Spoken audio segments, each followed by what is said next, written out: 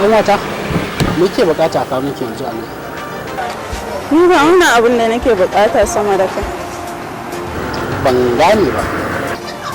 To kai ne kai ma duka jiyan nan fa ka dawo, amma sai wani abu kake kamar za ka koma da wuri. Allah sarki. Ai so nake kawai idan shiga gari dan gaisa da abokaina.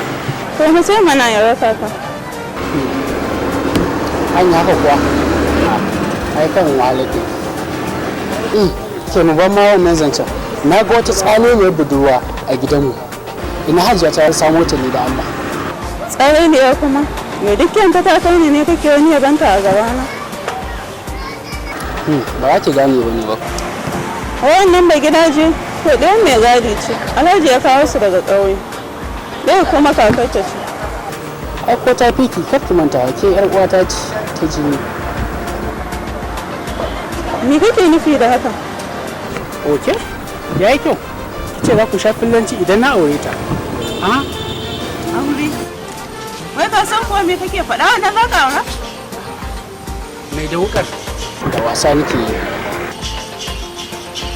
Amma wallahi ni dai ba na son kana man irin haka don Allah.